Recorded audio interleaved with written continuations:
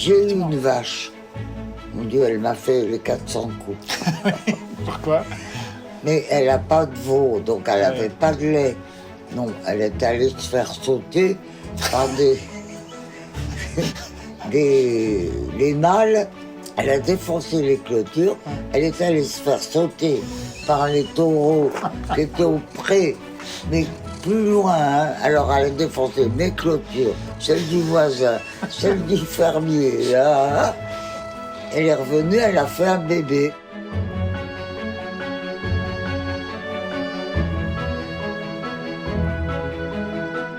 Et malgré ces images qui vraiment portent en elles la plus épouvantable horreur du monde, c'est affreux.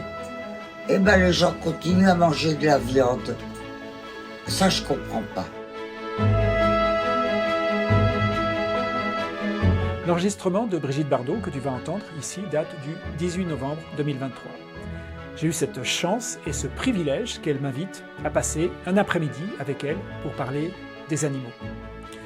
Il faut savoir que depuis de nombreuses années, Brigitte ne recevait plus aucun visiteur chez elle, pas même ses propres amis.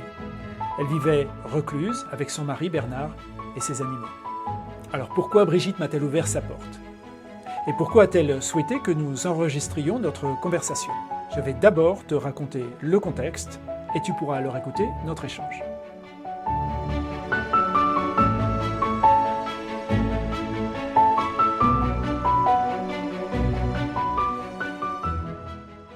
Brigitte vivait recluse avec son mari et les animaux qu'elle avait recueillis. Mais il y avait pourtant une personne qu'elle voyait très souvent, avec qui elle avait développé une profonde amitié et complicité, Samia. Plusieurs fois par semaine, Samia venait s'occuper des animaux. Elle évoque ces moments précieux dans une vidéo que nous avons réalisée ensemble et dont je te mets le lien dans la description. Les journées de Brigitte Bardot se voyaient rythmées par le temps qu'elle passait à lire et à répondre aux nombreux courriers qu'elle continuait de recevoir du monde entier. Elle répondait elle-même, directement, à chacun d'eux, à la main. Une tâche épuisante à laquelle elle n'a jamais dérogé. Elle partageait ses journées entre la Madrague, son domaine que tout le monde connaît, et la Garrigue, un autre petit coin de paradis à quelques minutes de là, surplombant la Méditerranée, où se trouvaient les animaux qu'elle avait recueillis. Un jour de 2023, Samia m'a parlé d'une conversation qu'elle venait juste d'avoir avec Brigitte, qui lui avait dit, un peu énervée, « Mais pourquoi, à l'émission Top Chef, ils ne font pas de la cuisine végane? Pourquoi font-ils tant souffrir les animaux pour leur petit plaisir ?» Bon, je ne regarde pas la télé, j'avais déjà entendu parler de cette émission qui semblait remporter un grand succès d'audience. Oui, bien sûr, pourquoi ne ferait-il pas au moins un Top Chef, sans cruauté envers les animaux? Au moins un! Bon, ça n'en a fait qu'un tour. Grâce à mon ami Eric Antoine, j'ai pu contacter la production de l'émission et le 29 novembre 2023, je me trouvais dans le studio 210 à Aubervilliers pour le tournage d'un Top Chef vegan. Pour les 5 derniers candidats encore en lice, ils ont fait venir le chef étoilé Daniel Humm, qui a son restaurant 3 étoiles à New York et qui, à l'époque, ne faisait que de la cuisine végétale, sans cruauté animale. Alors, j'en ai informé Samia avec l'idée suivante: proposer à Brigitte de s'exprimer durant cette émission de grande écoute pour soutenir, une fois encore, la cause des animaux et rappeler qu'il nous faut évoluer, qu'il faut arrêter de les manger. On n'en a pas besoin. Brigitte n'a pas dit oui tout de suite, car, je le rappelle, non seulement elle ne parlait plus depuis longtemps aux médias, mais elle ne recevait plus personne chez elle. Alors je lui ai écrit pour lui dire que je ne représentais pas la télé, que je ne venais pas en tant que journaliste, que je n'avais aucune envie de faire un scoop ou de m'enrichir personnellement. Et que ma seule motivation restait l'intérêt des animaux comme elle. À ce moment-là seulement, elle m'a proposé de venir la voir chez elle.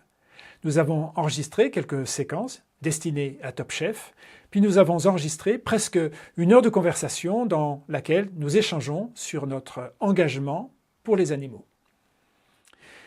Avant de partager ce moment unique, je souhaite te donner quelques précisions. Tout d'abord, nous avons fait cet enregistrement dans son jus. Afin que Brigitte se sente à l'aise, je ne voulais pas venir avec une équipe de tournage ou un ingénieur ou une ingénieure du son. J'ai donc simplement branché nos 2 micros sur mon smartphone. Ça se passe dans sa maison de la Garrigue. Tu entendras le carillon sonner, le chat ronronner, des chiens aboyer. Tu entendras aussi Bernard, son mari, qui souvent se joint à notre conversation, mais sans micro. Tu remarqueras aussi que je n'entre pas dans les polémiques politiques. Ici, on ne parle que d'animaux, et quoi qu'on dise, elle en a sauvé des centaines de milliers à une époque où tout le monde s'en foutait et se moquait bien d'elle. Et Top Chef alors? La diffusion de l'émission a eu lieu le 22 mai 2024 sur M6. Je te mets un lien dans la description. Pour une raison que j'ignore, ils n'ont finalement pas passé Brigitte au montage. Pourtant, lors du tournage, les candidats avaient entendu sa voix, leur parler et les encourager. On avait enregistré une petite séquence. Ça les avait autant surpris que ravis. Certains candidats et candidates m'ont d'ailleurs ensuite adressé une vidéo de remerciement à transmettre à Brigitte. Puisque notre rencontre venait quand même de l'idée de faire un Top Chef vegan, tu entendras Brigitte parler sans détour de cette émission avec la verve qu'on lui connaît. Puisse M6 l'entendre un jour. Puisse Top Chef inviter son audience à faire une cuisine humaine, évoluée, festive, goûteuse, artistique, respectueuse des animaux. Top Chef, vous avez là une grande responsabilité. On peut divertir les gens et les éduquer en même temps. Maintenant, on écoute et on se retrouve juste après. N'hésite pas à laisser tes commentaires ci-dessous et à t'abonner à la chaîne. Voilà, allez, on va faire un essai. Vous allez parler, allez-y, Brigitte. Alors, les petites coccinelles, c'est un jeu très rigolo pour le petit chat. Et bien voilà, ça marche, ça semble marcher très bien. Donc ça enregistre. Là, vous ferez un montage. Mais bien sûr, je vais faire un montage, oui. Voilà. J'aimerais bien que vous redisiez, vous l'avez dit des millions de fois, je le sais, pourquoi vous vous sentez aussi proche des animaux? Il y a quoi qui, depuis le début de votre vie, vous a rendu si proche des animaux et si sensible à leur cause? Eh ben, j'en sais rien. Je sais pas. C'est comme ça. C'est venu tout seul et depuis que je suis très gamine, très jeune. Et c'est quelque chose qui n'a fait que de grandir, que de devenir plus important, jusqu'au jour où ça a pris tellement d'importance que j'ai tout lâché pour m'occuper uniquement de la détresse animale. Et ça, vous le sentiez, parce qu'il y a un moment où on prend une décision, effectivement, mais souvent on ne la prend pas comme ça, d'un claquement de doigts. Il y a eu quelque chose qui a dû monter avant. Il y a quoi qui a monté en vous, alors que vous aviez évidemment une carrière que tout le monde connaît, mais il y a quoi qui a monté en vous qui vous a amené à faire les choix que vous avez posés? Ça veut dire de consacrer votre vie entière aux animaux. Un hasard incroyable, une femme qui faisait de la figuration avec une chèvre dans mon dernier film. Et la chèvre, il fallait qu'on se dépêche de faire le film, parce que la chèvre, elle devait faire un méchoui le dimanche suivant. Ça m'a tellement tortillé que j'ai acheté la chèvre et que j'ai décidé qu'il n'y aurait plus de méchoui. En tout cas, tant que je serais sur le terrain de quelqu'un et que j'allais donner ma vie aux animaux pour qu'on ne les mange plus. Enfin, d'essayer de faire comprendre aux gens de ne pas manger les animaux. Avant, et tout au début de ma grande carrière de star, j'ai fait une émission qui s'appelait 5 colonnes à la une. Et on m'avait demandé, à ce moment-là, un jeune homme qui avait travaillé dans les abattoirs, qui était un ami à moi, qui était écœuré, et qui m'avait demandé d'aller prêcher, d'aller faire plaider la cause des animaux d'abattoir. Et à ce moment-là, je ne m'occupais pas forcément des animaux, mais ça m'avait tellement choqué ce qu'il m'avait raconté et les pauvres images qu'il m'avait ramenées, que j'ai été effectivement demander aux gens de se rendre compte de ce qu'étaient les abattoirs. Et à l'époque, les abattoirs étaient beaucoup moins pénibles que maintenant, qui sont industrialisés. À l'époque, c'était encore à l'échelle, si on peut dire, humaine. Et voilà, et ça c'était en 62, et après en 73, j'ai quitté le cinéma pour m'occuper uniquement des animaux. Et là, vous avez fait effectivement la grande bascule, Ouais. cette Là, grande décision. Ouais. C'est pas facile. À qui le dites-vous? Et justement, comment vous expliquez, dans votre expérience, toute cette ignorance de l'humain, cette résistance de l'humain à des évidences? Alors ça, c'est parce que l'humain est un salaud. Vous pensez que ça se résume à ça? Je pense que les humains sont inhumains. La preuve, on l'a tous les jours, la preuve. Bon, je ne dis pas qu'il y a il y a des gens formidables sur la Terre, mais la plupart des gens, la grosse masse humaine, est inhumaine.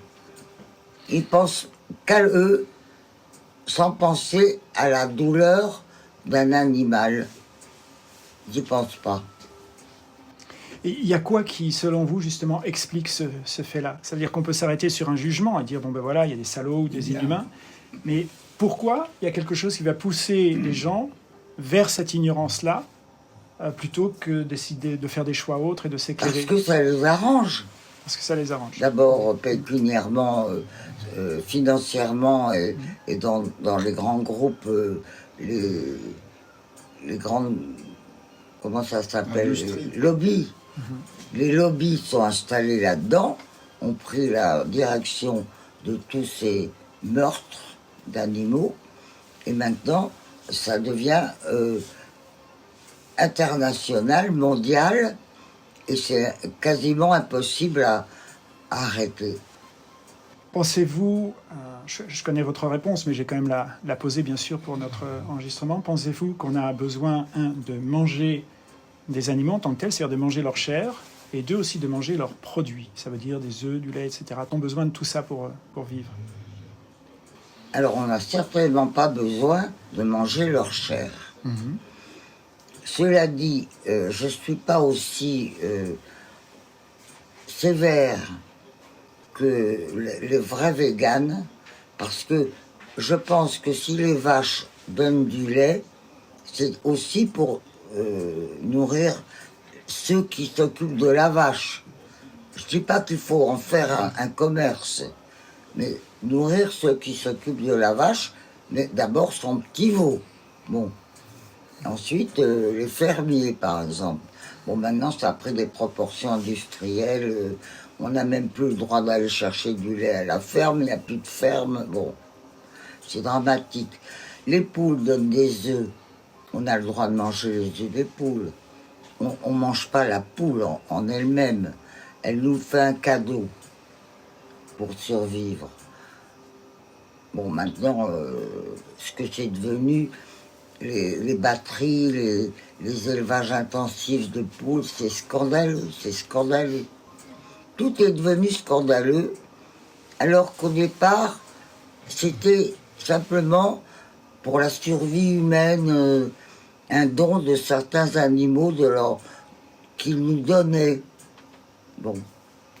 Donc ça veut dire, dans une relation, si je mets mes mots à moi, de mutualisme. Voilà. Je prends soin de toi, tu prends soin de moi, Voilà. on s'entraide mutuellement. Mais ça marche avec des populations restreintes. Mais quand il y a 8 milliards d'êtres humains sur Terre, l'élevage extensif en soi ne peut pas. Voilà. Voilà. C'est comme le glyphosate. C'est une horreur. Et la Terre en elle-même est maintenant, elle est empoisonnée. Tout est empoisonné. La viande des plus comestibles, tout est bourré d'antibiotiques, de médicaments, c'est épouvantable, voilà. Alors avec toutes ces années, je vais même dire ces décennies d'expérience que vous avez à vous occuper des animaux, non seulement à les sauver, mais à partager un message de compassion, de prise de conscience, d'action aussi. Vous en faites quel bilan aujourd'hui? de tout ce combat, de tout ce que vous voyez? Avez-vous vu des choses évoluer dans le bon sens, dans le mauvais sens? Dans le mauvais sens. Dans le mauvais sens, ouais. C'est devenu tellement industrialisé. Mais pire que ça, c'est maintenant un marché mondial. On transporte des animaux vivants dans des conditions affreuses. Et la façon dont on les tue aussi, bien sûr. Mais alors, Ouais. bon, au départ, quand j'avais été voir Frey, qui était ministre de l'Intérieur en 62, à la suite de mon émission de télé, pour demander on abrutisse, On les assomme, ouais. on les assomme avant de les saigner. Alors ça, c'était encore un moment difficile. J'ai eu gain de cause au moment où ils ont changé les abattoirs de place et qu'ils les ont mis à Rungis. C'est-à-dire quelques années après ma visite à Roger-Frey et mon émission de télé. Mais les choses ont été écoutées et il y a eu ils ont été étourdis avant la saignée. Là-dessus sont arrivés les migrants, les musulmans. Au départ, ils n'étaient pas très nombreux, donc ils se contentaient de la viande telle qu'on la leur vendait. Et maintenant, ils sont tellement nombreux qu'on est obligé, nous, de se mettre aux abattages rituels, aux sacrifices rituels, qui sont une horreur pour les animaux, les sacrifices halal et kasher. Et on ne sait pas, mais maintenant, le public français mange de la viande halal. L'Union européenne et la France, bien sûr, interdisent les sacrifices rituels. Interdisent sur les sols français et européens, hein, bon, bien sûr. On a donné l'autorisation par décret de sacrifier les animaux au rite kasher et halal dans les abattoirs de France. C'est encore pire que l'abattage normal. Parce que là, c'est vraiment une souffrance lente. Donc, je reviens à ma question originelle. Donc, pour vous, il y a une amplification de la souffrance du fait de l'industrialisation. Ça veut dire que toutes ces décennies, vous avez vu une explosion finalement de l'industrialisation, hein, si je résume. Oui. Et puis certaines régressions aussi, que vous pouvez observer, par exemple, sur des sacrifices rituels, Oui. la ritualisation, par exemple, de choses qui Absolument. se passaient à moindre échelle avant, qui se passent Oui. où il y a une tolérance de plus en plus grande. Ouais. Ah ben, Bien sûr, énorme. ouais, bien sûr. Et en même temps, vous ne voyez pas une prise de conscience se faire, c'est-à-dire comme s'il y avait une sorte de polarisation plus importante qui se fait.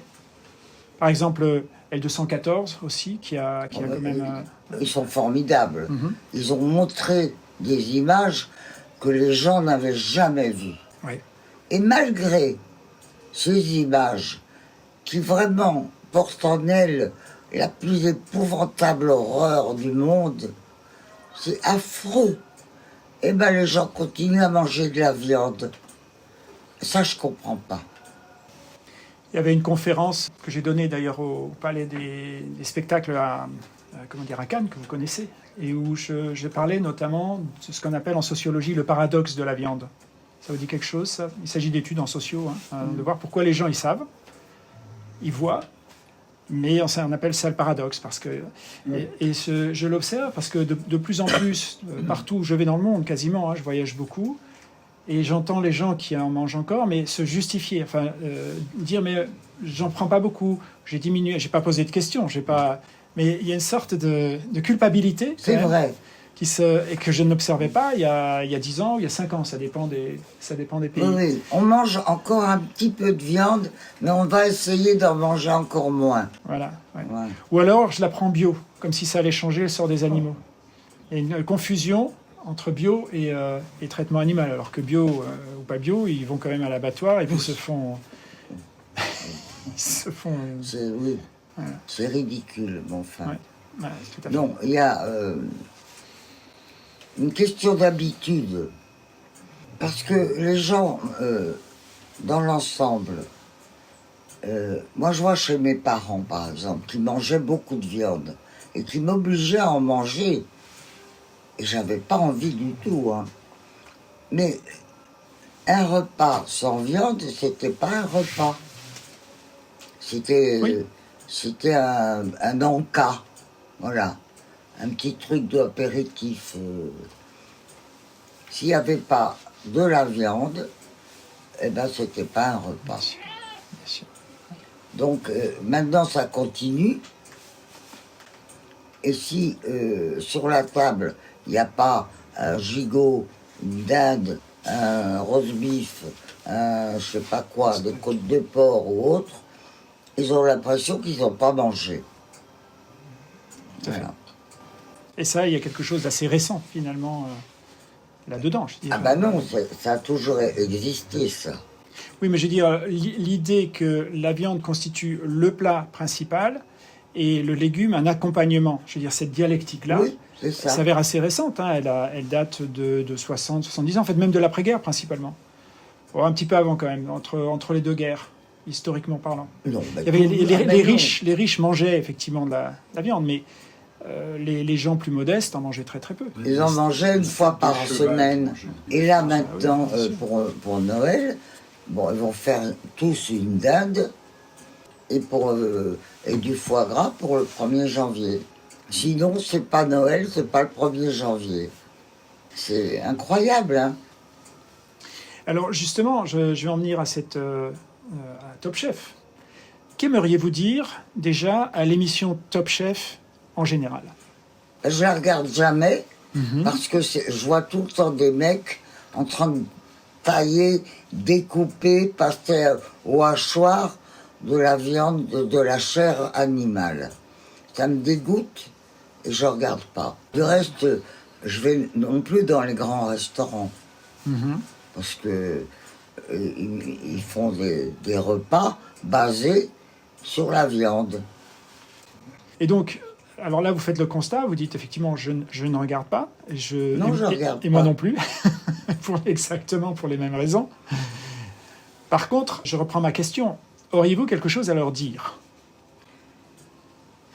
Qu'ils mettent leur talent au service vegan ou végétarien. Qu'ils arrêtent de se mettre en avant sur le corps, la chair, la vie d'un animal. Qu'est-ce que disait Marguerite Yourcenar Marguerite Yourcenar? que tu as connue? Qu'est-ce qu'elle disait sur la viande? Que disait Marguerite Yourcenar sur la viande? Ah. Attends. Je ne veux pas digérer l'agonie. Voilà. Voilà. Ouais. C'est beau. Bien sûr, Ça veut tout dire. bien sûr. Voilà. Elle ne mangeait pas de viande. Elle ne voulait pas digérer l'agonie. Vous savez, pour moi, ça a fait exactement la même chose. Bon, j'ai eu une vie un petit peu particulière, où j'ai connu beaucoup de violence dans ma vie. Et il y a eu un moment, cette violence, l'avoir dans l'assiette, je ne pouvais plus. Et il y a eu un soir, je me rappelle très bien, un soir de 1999, j'avais du poisson dans l'assiette, et ça devenait de plus en plus intolérable. Et j'ai poussé cette assiette, et je savais qu'il n'y aurait plus de retour en arrière. Ça ne pourrait plus, quoi. Et pendant longtemps, j'ai fonctionné effectivement en tant que végétarien, pensant que les œufs ou le lait, ça ne faisait pas de mal aux animaux. C'est-à-dire que Et puis c'est aussi, maintenant en fait, ouais, que c'est devenu dramatique bien sûr. à cause de la façon dont on s'en sert. On laisse plus les petits veaux téter leur maman, on leur file du lait en poudre, et puis On les tue parce qu'ils ne servent à rien. on les les tue petits parce veaux. qu'ils servent à rien en On plus. les Et balance. Ouais. les petits poussins qu'on passe à À la broyeuse, là. Ouais. la broyeuse. Mais ça, c'est, écoutez, comment un être dit humain peut faire une chose pareille? Comment? Eh oui. C'est horrible. Eh oui, Voilà. bien sûr. Ben oui, raison pour laquelle, ouais, pour moi, même le lait, les œufs, le cuir, enfin, il y a rien que je puisse soutenir dans ce sens-là, quoi, même chose. Parce que s'il y avait éventuellement, je sais pas, 500 millions d'êtres humains sur Terre, on pourrait penser à l'élevage extensif. Mais avec 8 milliards d'êtres humains, Oui. soit, Aujourd'hui, mais si on dit, si on dit voilà, qu'on veut faire que de l'élevage extensif, pourquoi pas? Mais à ce moment-là, ça veut dire que les humains mangeront peut-être 1 ou 2 œufs par mois, un petit bout de fromage par mois, parce qu'on ne peut pas nourrir 8 milliards d'êtres humains. Moi, je vais vous dire, monsieur. tout le mal qu'on ressent, qui nous accable, qui nous détruit, qui détruit la planète et tout, vient d'une surpopulation démente, affolante. La Terre ne peut plus nourrir, supporter autant d'êtres humains. Ça devient horrible. Et ça, je le dis depuis 30 ans. 30 ans. Mais ceci dit, pour moi, le problème, il vient moins de 8 milliards d'êtres humains que de 80 milliards d'animaux d'élevage tués chaque année. Et 1000 milliards de poissons. S'il y avait 8 milliards d'êtres humains qui mangeaient que végétal, on peut réensauvager plus de 60% des sols. On ne peut pas imaginer une chose pareille. C'est impossible. Ben, moi, je l'imagine. Non, moi pas. Ouais. Moi pas. Moi, j'y travaille. Parce que l'être humain est trop épouvantable pour se plier il est conditionné. du jour au lendemain. Enfin, même si ça prenait un siècle, il ne se pliera pas. Il ne se pliera pas à une nourriture qui n'est pas carnée. Je sais pas. J'ai vu tellement de choses étonnantes se passer, parfois aller vite. À l'échelle de l'histoire, j'entends. Les choses ne se font pas en un an, évidemment. Mais regardez, par exemple, je me documente beaucoup sur la fin de l'esclavage. Alors, l'esclavage, il y en a encore. Attention, on n'en a pas fini avec l'esclavage. Mais il y a quand même une différence entre avant l'autorisation officielle de l'esclavage et aujourd'hui. On ne peut pas le nier. Et quand on regarde les étapes, finalement, ça a fonctionné relativement vite. J'entends quelques décennies avant que ça devienne officiellement interdit. Ça ne veut pas dire qu'il n'y en a plus. Je trouve intéressant de voir un petit peu les mêmes séquencements se faire, notamment lorsque des gens qui soutiennent une cause, comme par exemple l'arrêt de l'esclavage, quand on ne peut plus aller contre leurs arguments, on les criminalise. Ça veut dire on attaque les personnes elles-mêmes. On n'attaque plus leurs arguments, on attaque les personnes. Oui. Et je trouve ça intéressant de voir que les gens aujourd'hui qui soutiennent qu'on peut avoir une alimentation végétale, qu'on peut vivre sans faire mal aux animaux, on commence à les criminaliser aussi. Donc il n'y a plus d'attaque sur les arguments en tant que tels, parce que ça ne tient plus. On commence à attaquer les personnes. Alors je ne me réjouis pas de ça, évidemment, mais il y a quand même une étape assez intéressante. Et je vois les parallèles sur les grandes causes comme ça, les séquencements, on les retrouve un petit peu pareil. Le vegan avance. Voilà, ça avance. Ça grossit très vite. Et oui. Et oui. Raison pour laquelle, moi, j'ai beaucoup d'espoir. Je ne dis pas que ça va se faire en 2 ans, hein, mais ça grossit très vite. À votre avis, par exemple, quel pays a le plus de véganes par habitant dans le monde aujourd'hui? Les États-Unis. Non. Pas la France, quand même. Ah non, pas la France. La France, elle traîne un peu. Pays nordique, peut-être. Il y en a beaucoup, mais allez, Les Indes. je vous laisse une chance. Alors les Indes, il y en a beaucoup, mais si on le ramène par habitant, non, en fait, il s'agit d'Israël. Ah bon? Ouais. Ben, je fais bien de le soutenir, alors. Et oui, vous vous rendez compte? Après, il s'agit d'un petit pays, donc il peut bouger rapidement, mais finalement, dans des pays où il y a l'ultra-violence, souvent, il y a une sorte de scission qui se fait. Il y a des gens qui disent, mais la violence, on ne peut plus. Donc si on ne peut plus la violence, si on ne la veut plus, on ne la veut plus nulle part, y compris dans son assiette. Je veux dire, il y a un mouvement qui s'opère, et je pense que ceci explique cela. Je veux dire, je connais bien Israël. Mais les gens, les bouffeurs de viande, en général de viande rouge, ont souvent des cancers qui les fait mourir bien avant le fait qu'ils auraient pu vivre longtemps, plus longtemps. Maman, qui mangeait beaucoup de viande, ma maman, est morte à 66 ans d'un cancer du côlon.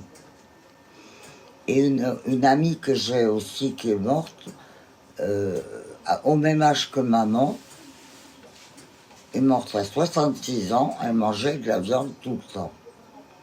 Et moi j'ai 89 ans, je mange plus de viande et je me porte comme le Pont Neuf. Non mais c'est vrai, hein.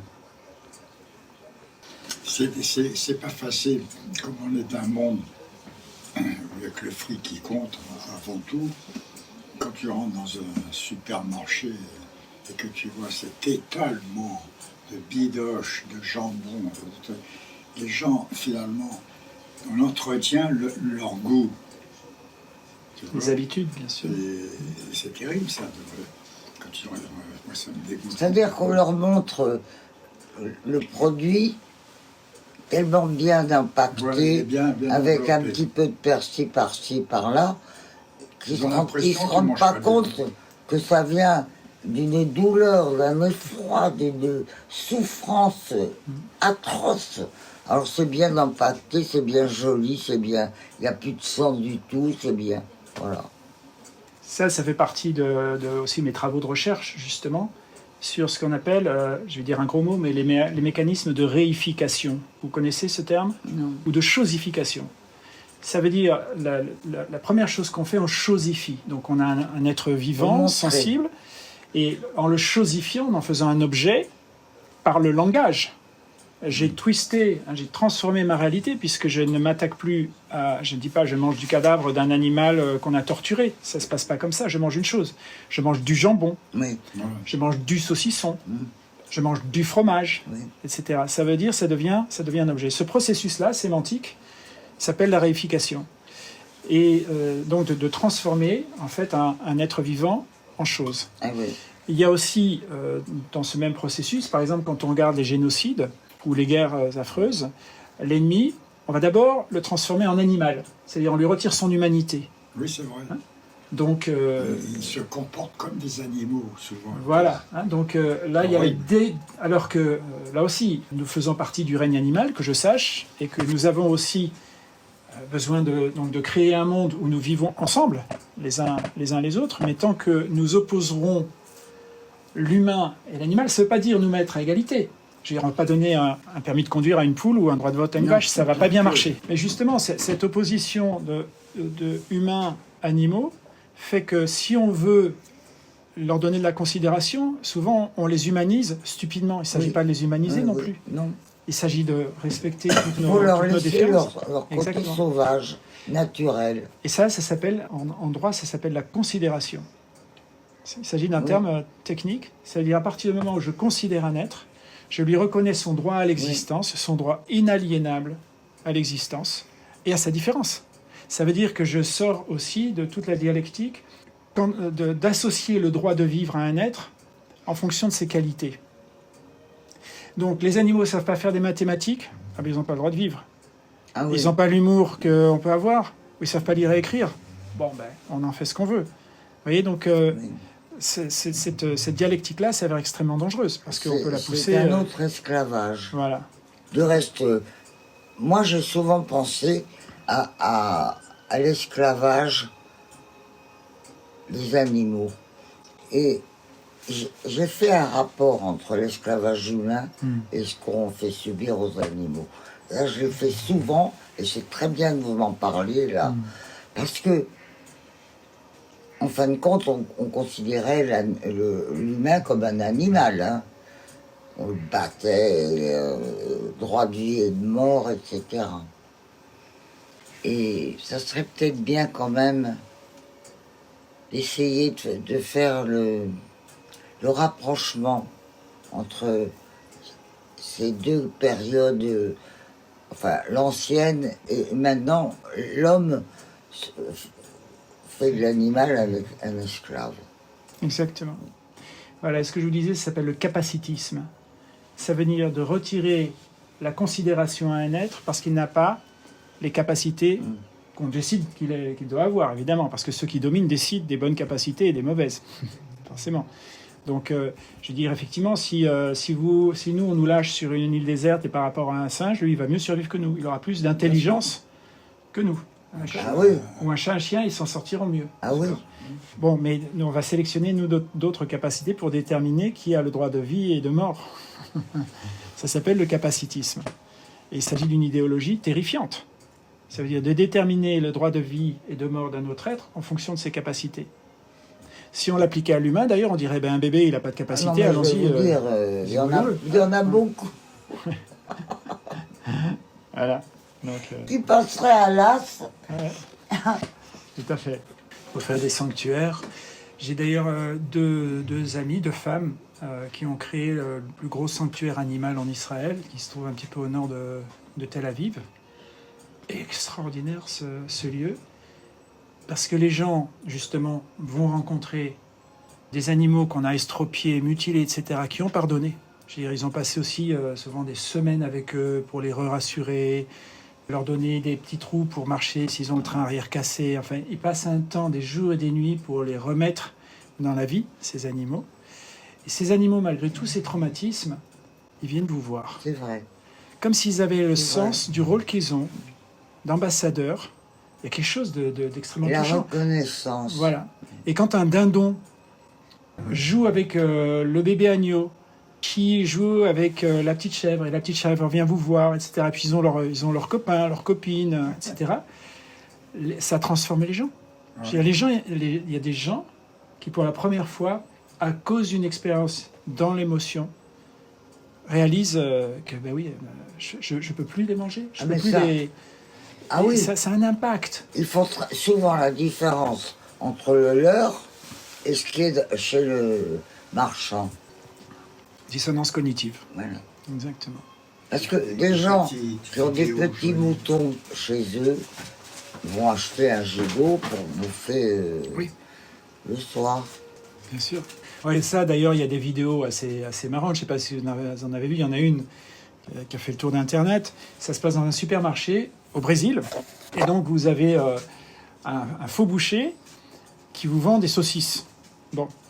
Et donc, il y a une machine à faire sortir les saucisses, là, qu'on tourne avec une manivelle. Et donc, vous allez pour demander des saucisses. Il dit, oui, attendez, mais j'ai plus de stock. Et il revient avec un petit bébé cochon. Il dit, je vais le mettre dans la machine. Et ça va faire des saucisses. Alors là, les gens, tout d'un coup, affolés. Il y a même une dame qui tape sur le bonhomme. Ah, c'est bien ça. Ouais. Ça montre complètement la dissonance Ah cognitive. oui. Qu'auriez-vous envie de dire à l'émission Top Chef? Qu'au lieu de passer des cuisiniers en train de finir de torturer une chair qu'il a déjà été, qu'il essaye de faire comprendre aux gens que il y a de très très très bons plats véganes qui sont parfaitement adaptés aux besoins du corps humain, qui sont très bons à manger et qui ne contiennent aucune souffrance animale. Ah ça serait bien. Je trouve que là, M6 serait super M6. Voilà. Bravo. Bon, maintenant, ils ne l'ont pas encore fait. Hein. Mais peut-être, ça va leur donner une petite idée. Qu'auriez-vous envie de dire, maintenant, justement, aux grands chefs cuisiniers, aux chefs étoilés qui viennent à l'émission Top Chef? Qui n'ait pas peur de changer de vie. J'ai été une grande chef étoilée de mon métier et que j'ai tout laissé tomber pour justement ne plus avoir affaire avec des gens qui n'aimaient pas les animaux, qui s'en foutaient, et donner ma vie à la protection animale. Et bien que eux donnent leur vie à autre chose qu'à la mort et la souffrance animale. Même si ils savent la cuisiner pour qu'elle termine digérée. C'est affreux de terminer digérée. Hein? C'est vraiment pas beau. Alors il pourrait trouver autre chose. Il pourrait être des chefs étoilés d'un véganisme merveilleux. Et qu'auriez-vous envie de dire aux candidats de Top Chef, donc ceux qui vont se confronter les uns les autres pour gagner? Bon, alors vous les jeunes qui avez votre chemin de vie à choisir, continuez à vous occuper de la cuisine française végane, sans torturer d'animaux, sans prendre dans vos mains des morceaux de cadavres, avec des super légumes, des choses délicieuses que moi j'adore et que beaucoup de gens adorent. Et puis comme ça, vous faites du bien et vous faites une mode qui ne se démodera jamais. Voilà. Une autre question. Donc il va y avoir justement ce chef étoilé qui s'appelle Daniel Hum, qui a ce restaurant 3 étoiles à New York, considéré par beaucoup comme d'ailleurs le meilleur ou un des meilleurs restaurants au monde aujourd'hui. Qu'auriez-vous envie de dire à Daniel Hum? Alors évidemment, je remercie infiniment notre grand chef étoilé du monde, Daniel Hum, d'avoir pris sur son temps pour venir à cette émission.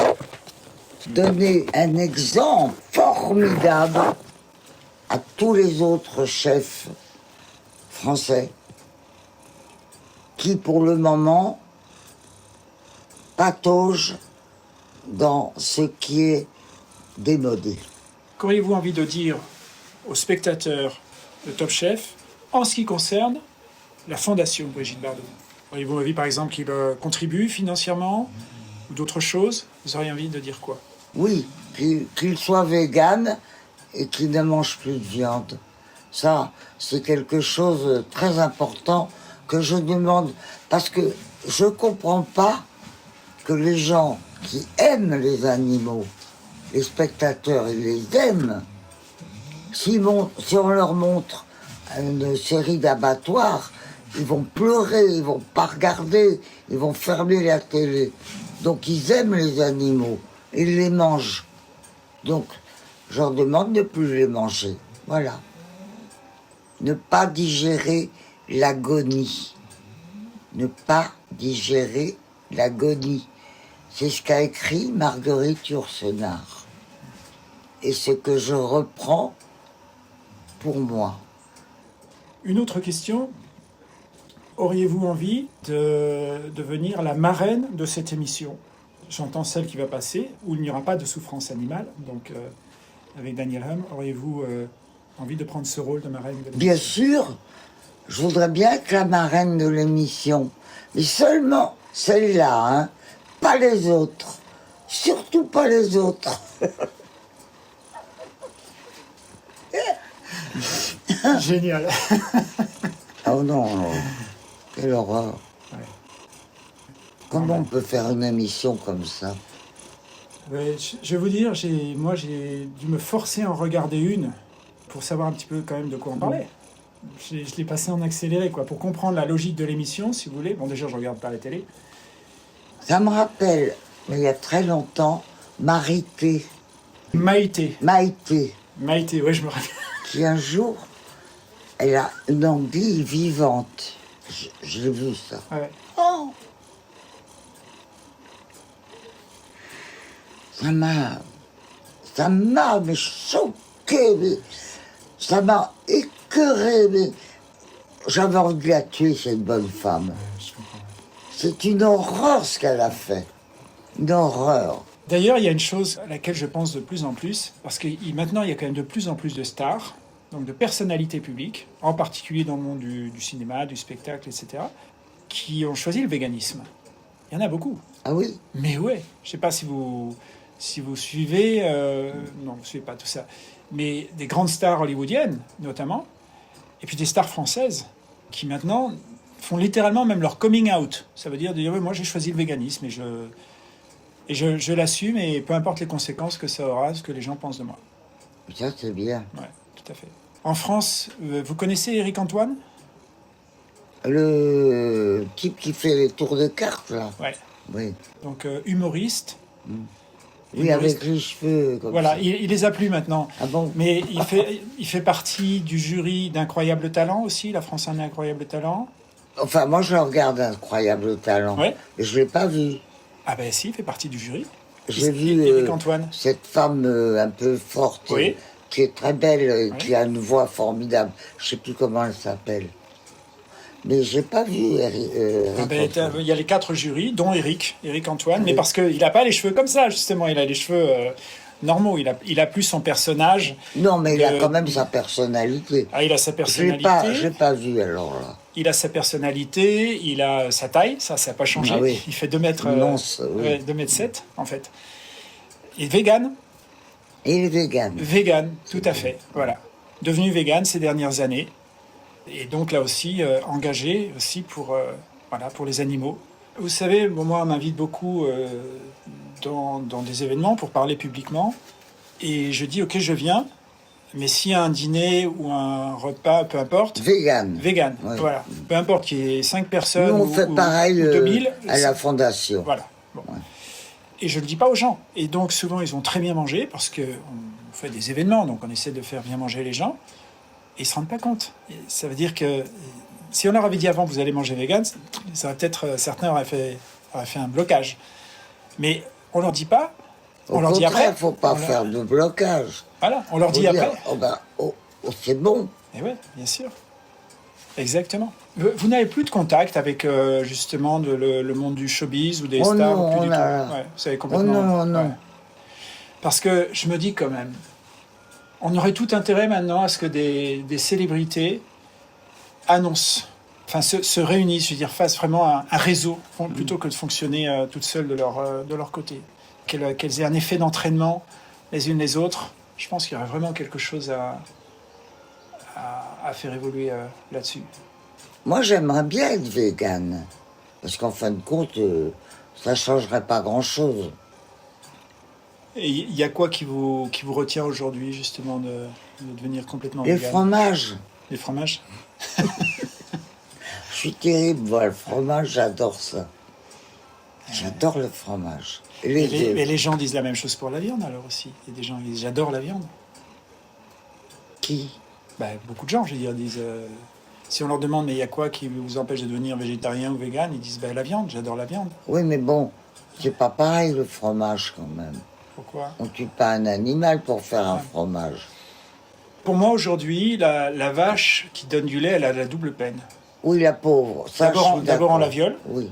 On lui met un truc pour l'inséminer, parce que de toute façon, elle n'aura pas de vie sexuelle normale.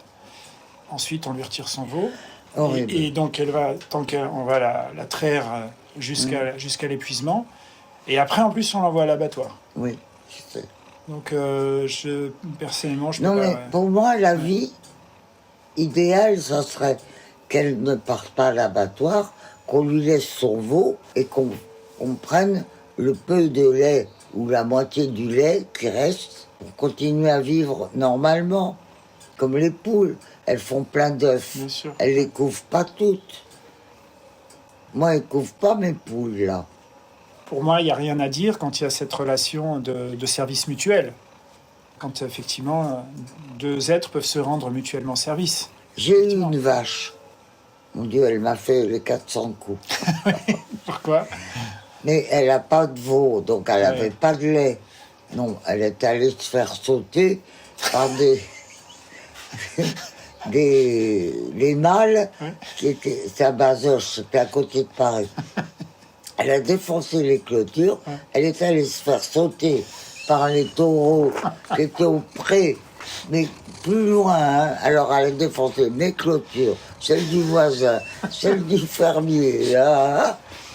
Elle est revenue, elle a fait un bébé. Ok. Et alors et donc, et la suite de l'histoire? Mais, elle a nourri son bébé, et puis il n'y a plus de lait après. Le lait se tarit. Bien sûr. Oui. Voilà. Donc, dans le monde où on exploite les vaches, on l'aurait réengrossé de force. Ben oui. Elle a une belle vie, cette vache. Elle a une belle vie. Ouais. Et le bébé, le petit veau. Le bébé, il est devenu tellement gros qu'on a voulu le transporter de chez le fermier, parce qu'elle a accouché chez là où elle s'était fait sauter. Alors, on l'a laissé grandir. Il est devenu tellement grand, énorme, qu'il ne rentrait pas dans la bétaillère. Alors il est mort chez le fermier. Ah ouais. Il a bouffé l'herbe avec sa mère. Ouais. Et puis bon, nous on Il a payait, Bon, il a vécu sa vie. le mec pour qu'il garde les deux là. C'était marrant. Il est devenu énorme celui-là. Oh là là, on l'avait fait castrer. Il était... Ah oui. Ouais. Pouvez-vous nous parler, Brigitte Bardot, de la Fondation Brigitte Bardot? Alors, ma fondation, c'est un miracle. J'ai commencé, je n'y comprenais rien. J'avais que mon cœur, mais aucun sens de l'administration, de tous ces trucs épouvantables que l'État nous demande de faire.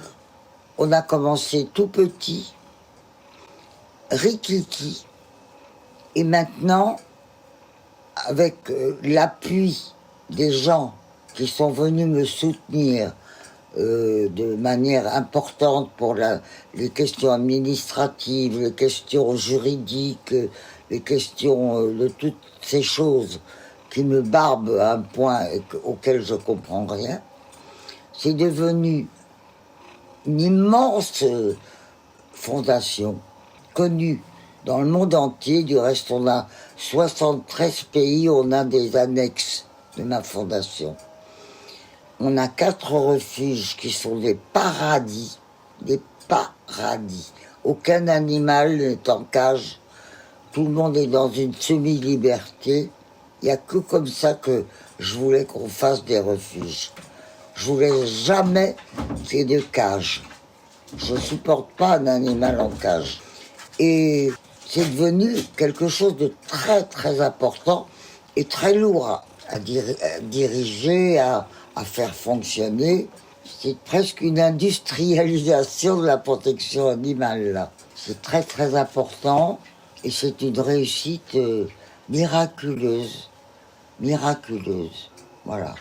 J'ai énormément de soutien financier qui nous permettent... Vous savez combien on a d'animaux dans nos refuges? 10 000. Alors, on a des familles d'accueil, des fermes où on met nos animaux et les fermiers ne font plus leur boulot. Lorsque les fermiers sont en péril, nous on vient avec nos animaux à nous, on leur dit, vous voulez pas les garder, on vous paye tout, et vous les envoyez pas à l'abattoir. Ils les gardent, voilà. Et on a des familles d'accueil, des fermes d'accueil, pour les moutons, les vaches, les chevaux. Il y a plus de 1000 chevaux. 1000 chevaux. Oui, mais on a 10 000 animaux auxquels on doit... faut s'en occuper. Et ça inclut aussi justement des poules, des dindons, De tout. Les dindons, on en a 2. Ouais. Ils accompagnent les gens partout, les dindons. Ils sont rigolos. Il y a des nacs, il y a des lapins, il y a de tout. Des petits rats, là, des furets. Il y a de tout. De tout. De quoi elle a besoin, la Fondation, aujourd'hui? Elle a besoin du soutien du gouvernement pour faire avancer les choses. C'est des améliorations. Voilà. Moi, j'aimerais que les gens sachent, connaissent le travail que fait ma fondation, parce que c'est extraordinaire. Voilà. C'est un travail fantastique d'organisation. On met des prothèses à des éléphants aux Indes, des éléphantes qui se sont fait mal à la patte ou à qui on a coupé une patte. On fait des prothèses. On s'occupe aux Indes aussi de refuges de chiens qui sont dans des mouroirs, des culs de basse fosse dans lesquels les chiens pourrissent. On s'en occupe de ça. On y va. On donne des terrains. On fait construire des nouveaux refuges. On paie des vétérinaires pour les castrer, les stériliser, les soigner. Bon, il n'y a pas qu'aux Indes, il y a partout dans le monde. Mais ça, on fait des choses formidables, formidables. Les gens n'ont plus d'argent pour payer les vétérinaires, qui sont très très chers. Ils n'arrivent pas. Ils ont des retraites minables. Ils sont âgés, souvent malades. Ils ne peuvent pas payer les vétérinaires. Donc, ils se séparent de leurs animaux parce qu'ils ne peuvent plus les soigner. Tout à fait. Ou alors, ils ne peuvent plus les nourrir. Alors, on prend en charge tout ça. Ça veut dire donc, déjà des gens qui avaient déjà fait des espaces de protection pour des animaux, vous voulez dire, ou bien des individus, Des individus. des individus, des privés, d'accord. Voilà. Ok. Parce qu'il y a tellement aussi de gens qui ont monté des sanctuaires Oui. dans le monde Et et qui oui, finissent oui, oui. épuisés, on les sans aide. argent, etc. Ah oui, parce Ouais. qu'il y a On pas les de aide. capacité. Ben oui, de toute façon, il y a un truc tellement énorme. Et on Ouais. prend en charge D'accord. tout ça. Ouais. Même les associations en péril. Et puis les gens comme ça, qu'on ne connaît pas. Vous voyez, par exemple, en ce qui concerne les vétérinaires, je pense qu'il y aurait une labellisation à faire pour des vétérinaires qui s'engagent que à soigner les animaux. Parce qu'il y a plein de vétérinaires qui vont vous inséminer une vache, qui vont Oui. faire finalement des rôles Oui, mais ça, sont les de camp de ruraux. concentration. Bah oui. Ouais, mais ils ont le statut de vétérinaire. Oui. Donc Bon. il faudrait aussi une labellisation des vétérinaires qui ne font que sauver des animaux, c'est-à-dire qui appliquent littéralement une charte de ne s'engager qu'à sauver des animaux, pas à participer aux horreurs, les services vétérinaires des élevages, trucs comme ça, quoi. Oui. Et ça aussi, Il faut bien qu'il y ait des vétérinaires qui mettent au monde les petits veaux. Ah ben, s'il s'agit d'aider un animal, mais souvent il s'agit de des faits. les bourrer d'antibiotiques, Ah oui, aussi les services sanitaires. Ce qu'on appelle les services sanitaires, ça veut dire la bonne marche des camps de concentration. C'est vrai. Ouais. Ah ouais. Donc comment déjà si les vétérinaires ne participaient pas à ce genre de choses, ou au moins ceux qui n'ont pas le label, ça veut dire implicitement qu'ils participent à l'abomination générale. Oui, mais ça, Si c'est on n'a sûr. pas le label vétérinaire pour sauver les animaux, je ne sais pas comment on pourrait l'appeler, vous voyez, Et mais les vétérinaires qui sont dans les abattoirs, voilà. c'est scandaleux. Ouais. Ils font rien. Rien. Alors, vous voyez, moi j'en reviens à la technologie. Pour moi, souvent on confond la technologie et le capitalisme. Ça veut dire la technologie dans les mains du capitalisme, ça me fait peur. Parce qu'effectivement, il faudra toujours vous rendre plus addictif, plus dépendante, vous tirer plus de fric, etc. Donc le modèle capitaliste Oui. sur la technologie me fait peur. L'intelligence artificielle capitaliste, ça me fait peur. Ces engins-là, qui doivent créer de la dépendance, vous faire générer de la dopamine dans votre cerveau, ça me fait peur. Alors qu'on pourrait faire des choses géniales dans les médias sociaux, on pourrait faire de la démocratie, on pourrait faire de la concertation citoyenne, on pourrait faire du dialogue socratique, on pourrait faire plein de choses.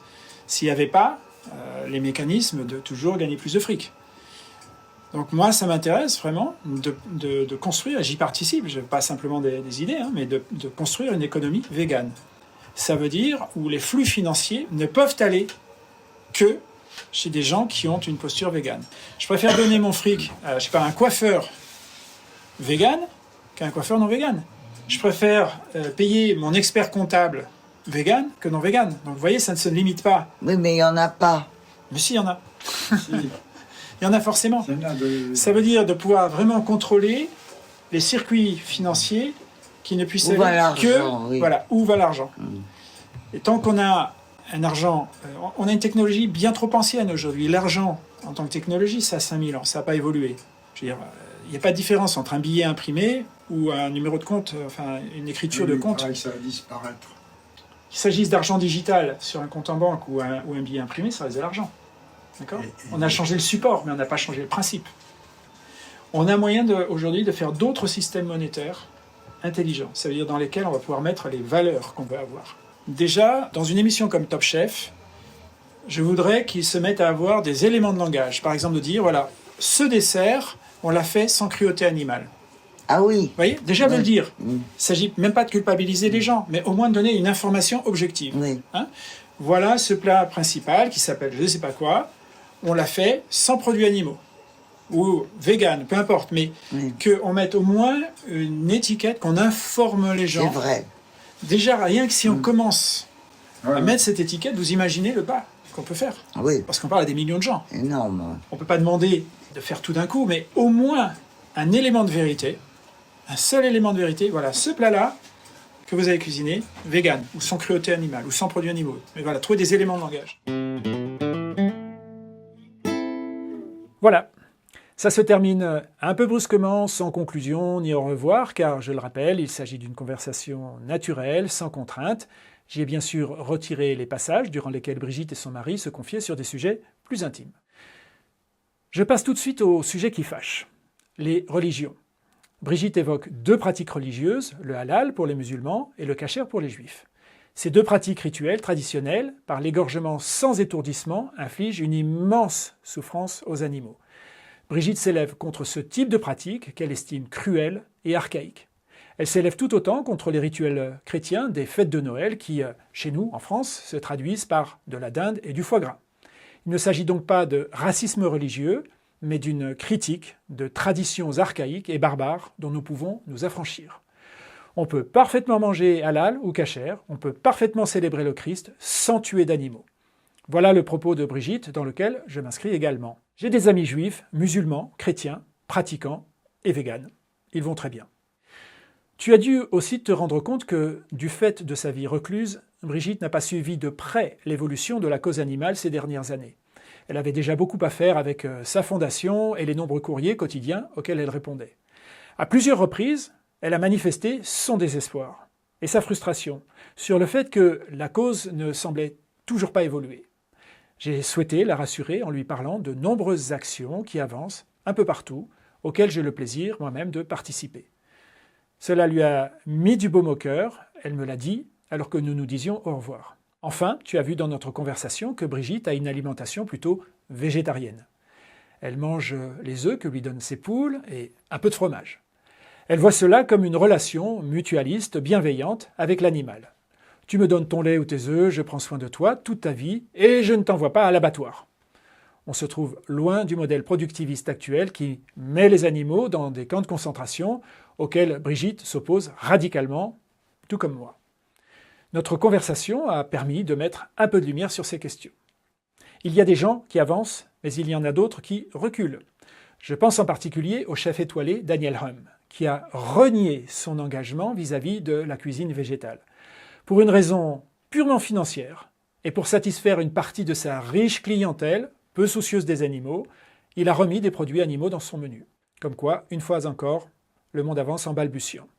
Tu as aussi entendu quelques chiffres que j'ai mentionnés ici et là. Tu trouveras les sources et quelques corrections dans le descriptif de cette vidéo. Je le répète, je ne tire aucun enrichissement personnel de cette captation.